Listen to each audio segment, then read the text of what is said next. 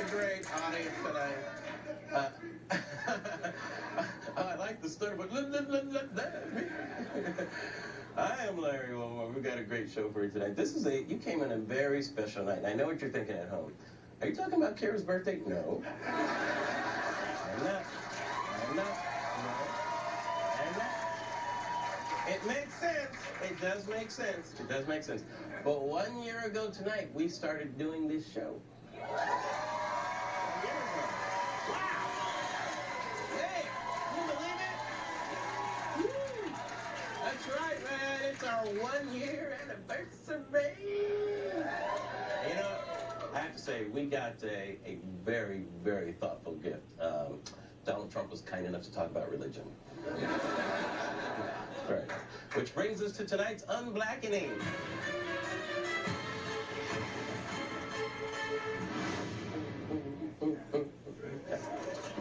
Now, one of the key constituents that Donald Trump has to win over are the evangelicals. Now, they make up 57% of the caucus goers in Iowa, and according to Trump, he's in good standing.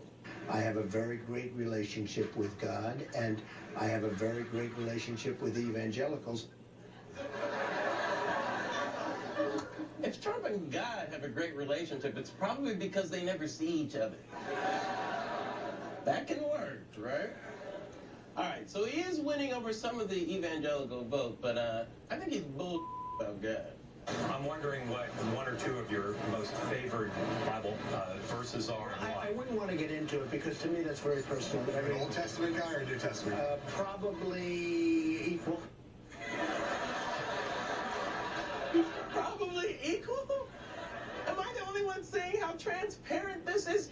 You've never read the Bible, Donald Trump. I mean, come on, if Trump ever even touched the Bible, it probably sizzles. But Donald Trump's got to convince the evangelicals that he's as full of Jesus as they are. So yesterday, he took his dual testament loving self to Liberty University.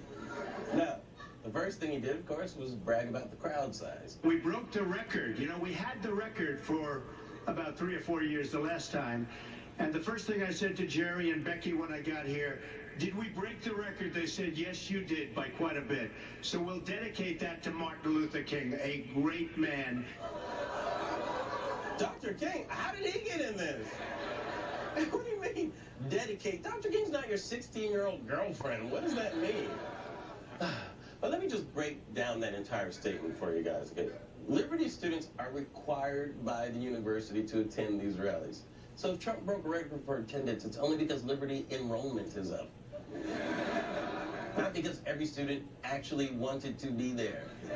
So he's basically talking out of his ass, which, by the way, he wants to dedicate to Dr. King. But Trump...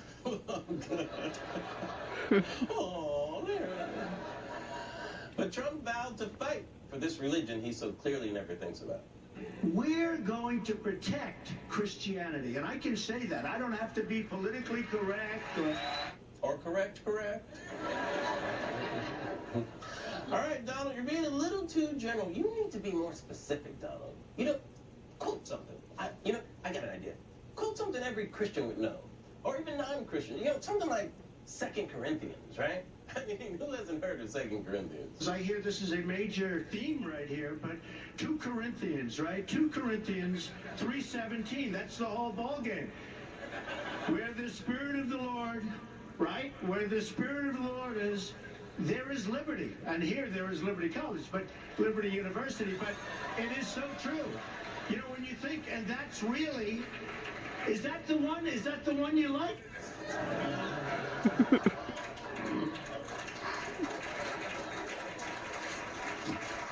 There is so much wrong with that. You know what I love about this? He doesn't even know how wrong 2 Corinthians sounds, right? He's oblivious to it, and when people laugh, he acts like he was the originator of that mysterious joke. Now, for you non-religious people, let me see if I can give you an analogy. Let's say you're a big Star Wars fan, and someone comes to speak to your Star Wars group. In this scenario, you have no life, okay? They say they're a huge Star Wars fan, that they have a great relationship with Star Wars, okay? And then they say, okay, I want to talk about the farce, right? We're all strong with the farce, right? That's what you guys like, the farce. You know what I'm saying? I know, you're laughing because we love the farce. Who doesn't love the farce? Yeah, you're still laughing because the farce is awesome. The farce is strong with Luke and Banjo Skywalker, right? Am I right? Farce.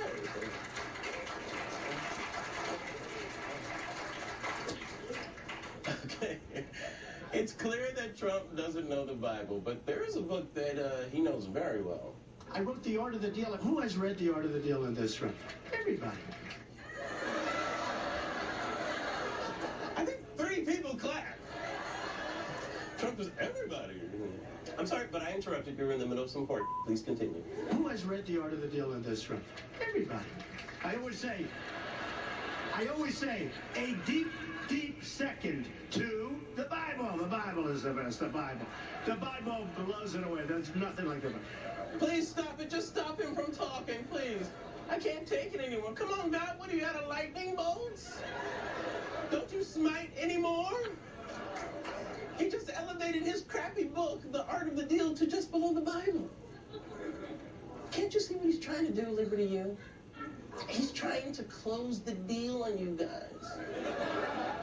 He's trying to convince you that he's just like you. Evangelicals, you have to listen to me. Look, you can be forgiven for falling in love with Ted Cruz and Black Droopy the dog.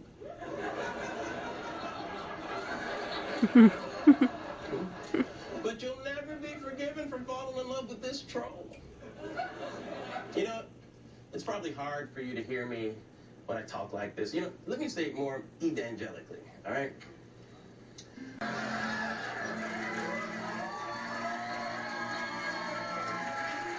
I'm talking to you, evangelicals. You know you make up 57% of the caucus goers, so you are our last hope. You're the bulwark against the creep of evil ivy that is Donald Trump. And he is growing wild. Can I get an amen? He's a snake in the grass, and you must cast him out like a devil.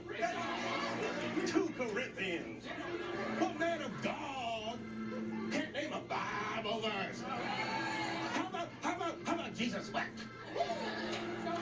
Because Jesus himself is weeping at how big an asshole Donald Trump is. Did I say asshole? Yes, I did. But God will forgive me because I'm talking about Donald Trump. I'm going to need another amen over there.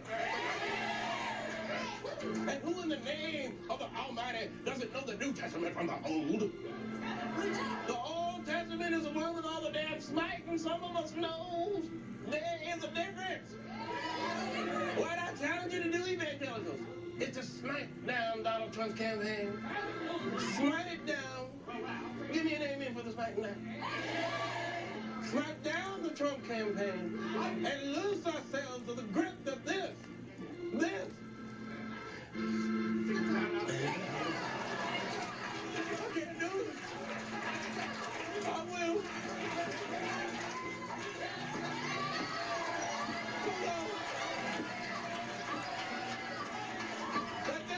That this false prophet, this idolater has on the caucus. He is a fever that must be broken, and the only cure is truth. Am I right about the truth? Then how did I not get an amen for the truth? Y'all don't hear me this morning. Now let's exercise this demonic abomination from our national conversation. Remove this devil from the voting booth. Cast him up. Cast him. Let me hear you say, cast him up. Let me hear you say, let me hear you just say, Yield not to the temptation of Trump, but be sure to sing along your donations to the Nightly Show Ministries. No donation is too big or too small in the eyes of the Lord, much like Jesus. We'll be right back. Amen.